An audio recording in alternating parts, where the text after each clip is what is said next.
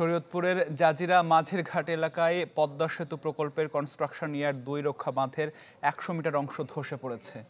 এতে হুমকিতে পড়েছে পাড়ের অন্তত ৫ শতাধিক পরিবার ও মাঝের ঘাট বাজার।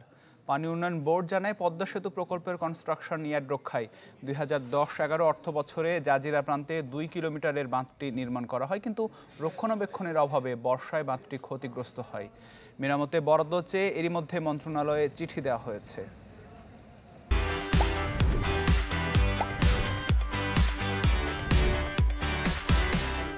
আরও জানাতে শরীয়তপুর থেকে যুক্ত হচ্ছেন আমাদের সহকর্মী নুরুল আলম রবিন। এই মুহূর্তে আসলে আশপাশের যে ঘরবাড়িগুলো রয়েছে সেগুলো কতটা ঝুঁকির মধ্যে রয়েছে এবং কি ধরনের ব্যবস্থা নেওয়া হচ্ছে?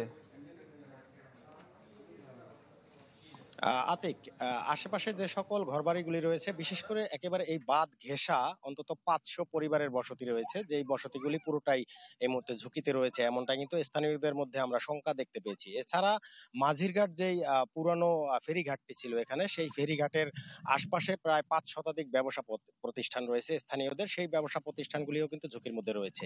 আর যেই স্থানটিতে ভাঙন শুরু হয়েছে, এটি মূলত পদ্মা সেতুর যে মূল সেতু, সেই সেতু থেকে অন্তত ১৭০০ মিটার পরিমাণ ভাটির দিকে এই ভাঙনটি দেখা দিয়েছে। এবং গত ৩ তারিখ থেকে, নভেম্বরের ৩ তারিখ থেকেই কিন্তু এই জায়গাটি বেশ কিছু অংশ আস্তে আস্তে ভাঙন দেখা দেয়, যার কারণে স্থানীয়দের মধ্যে কিন্তু তখন থেকে আতঙ্ক ছড়িয়ে পড়ে এবং সম্প্রতি দেখা যাচ্ছে যে বৃহৎ একটি অংশ একবারে নদীতে বিলীন হয়ে গেছে।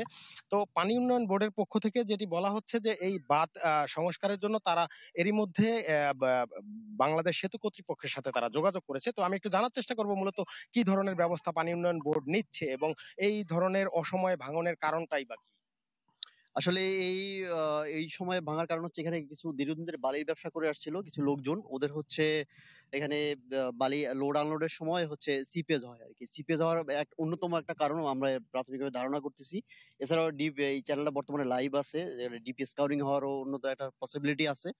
এবং আমরা হচ্ছে ইতিমধ্যে বিবিএ কে, যেহেতু এই স্লো প্রোটেকশনটা বিবিএ কর্তৃক নির্মিত অনেক আগেই, প্রায় ১০-১২ বছর আগে হবে হয়তো, তারা এটা বাস্তবায়ন করেছে। তো আমরা বিবিএ কে জানিয়েছি এবং বিবিএ ইতিমধ্যে কোনো ব্যবস্থা হয়তো নিচ্ছে এবং আমাদের ঊর্ধ্বতন কর্তৃপক্ষ সাইট ভিজিট করেছে। আমরা যেটা শুনছিলাম, পানি উন্নয়ন বোর্ডের একজন উপসহকারী প্রকৌশলী সুমন এখানে রয়েছেন, যিনি এটি বললেন যে মূলত বিষয়টি এই বাঁধটি মূলত বিবিএর, যার কারণে তারা বিষয়টি বিবিএ কে অবহিত করেছে এবং বিবিএ এবং পানি উন্নয়ন বোর্ডের সাথে কিছু চিঠি চালাচালি হয়েছে এবং পূর্ণাঙ্গ সিদ্ধান্ত পেলেই মূলত এই বাঁধটি সংস্কারে কাজ শুরু করবে পানি উন্নয়ন বোর্ড। আতিক, এই ছিল আমার কাছে শরীয়তপুর থেকে সবশেষ তথ্য। জি রবিন, ধন্যবাদ যুক্ত হবার জন্য। শরীয়তপুর থেকে জানাচ্ছিলেন সহকর্মী নুরুল আলম রবিন।